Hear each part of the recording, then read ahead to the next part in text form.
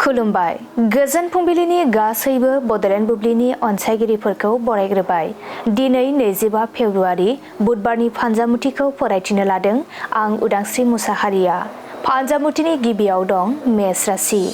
जानाय लोंनायाव सांग्रां जानांगोन, हरखाबै देहाया जोबोद लोरबां जानो हागौ।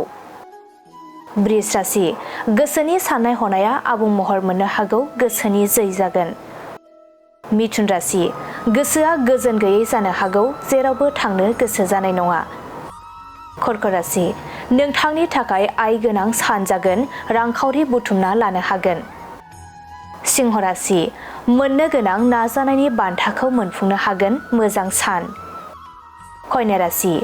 समाजनि बेरेखा गिदिर गोरोन्थि हाबा मावफ्लांनो हागौ, गोबां गिखांनाय सोमजिगोन। तुला राशि। मोजां सोमोन्दोआ हरखाब गावस्रालायनो हागौ, गोसोआ दुखुजों साग्लोबगोन। वृश्चिक राशि। मोजां लोगोजों गोरोबलायगोन, साना गोजोनै बारलांगोन।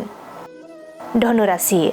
नखरनि जेंना जेंसिफोरा जोबस्रांगोन, गोसोखौ सान्थि मोनगोन। मकर राशि। बायदि साननाय हनायफोरा गोसोखौ उसुखुथु खालामगोन, गोसोआ लोरबां जागोन।